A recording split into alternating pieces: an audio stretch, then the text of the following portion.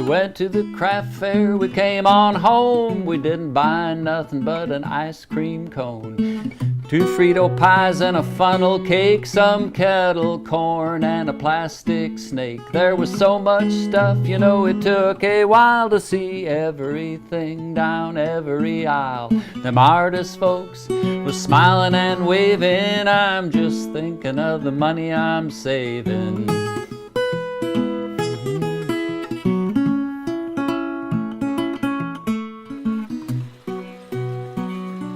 I was 38 when I first sat down at a wheel and started doing pottery. Evidently, my skin is semi-permeable membrane for clay. It just went right into my blood and has stayed there ever since. That was quite a jarring move to just all of a sudden say, well, I'm an artist now.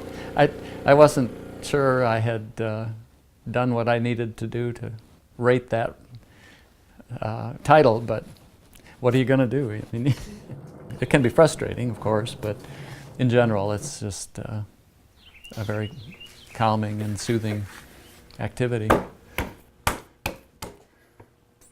I stand up while I throw. Many potters sit down, but most, in fact, I think sit down. But I stand up, and I think it's a lot better for my back. It's quite a ludic activity, sort of like getting lost in reading. It's very possible to just get lost in the throwing, and time passes and you have no idea where the time went. Well, I'm still amazed at what I can do. I mean, I know that it amazes people to watch it on film.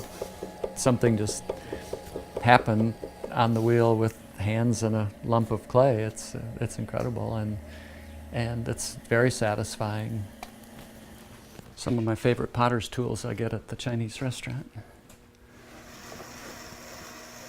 And part of the beauty of it to me is to leave it looking really fresh and not worked over. A lot of thrown pottery is so slick and smooth and perfect and all that it's great to just let some weird things happen and let that be part of the beauty of it.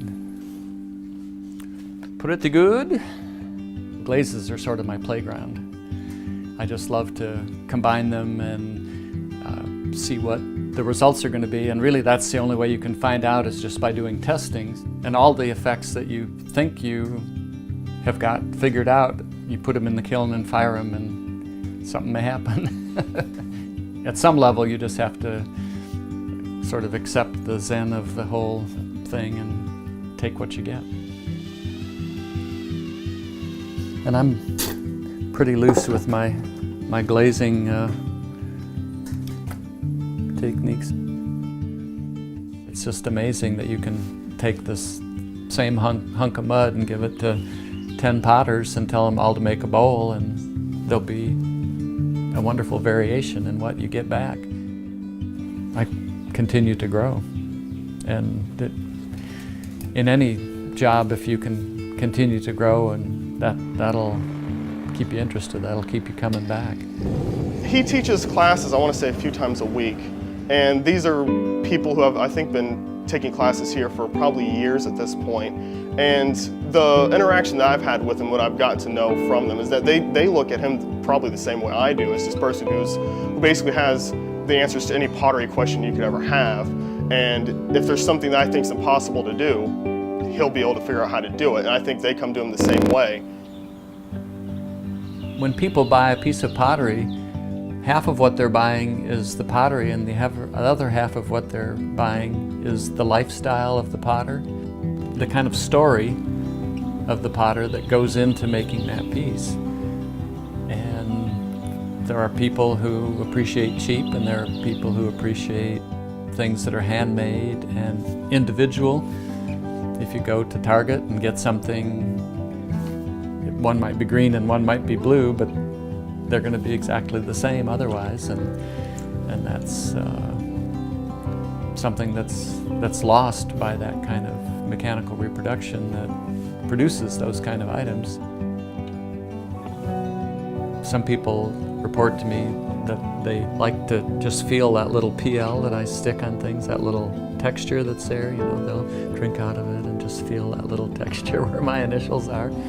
And some potters put the stamp so that everything sort of goes into the clay, and I've decided to put a little ball of clay on and make it stick out a little bit.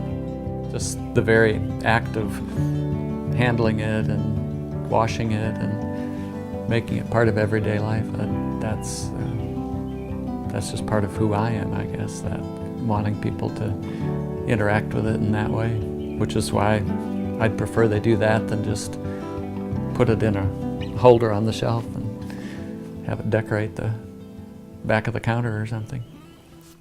I tell people when they buy this stuff, this is going to last for 3,000 years.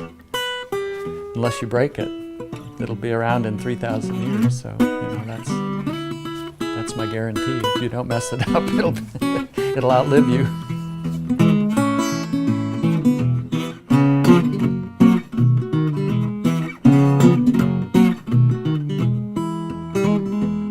Down in Blanchard Springs where the fiddles ring and the bullfrogs do-si-do. On the Buffalo where time goes slow, you can paddle your own canoe. When we get away for a month or a day, you know we'll always find down in Arkansas, it's God's own law to have a natural state of mind. Natural state of mind.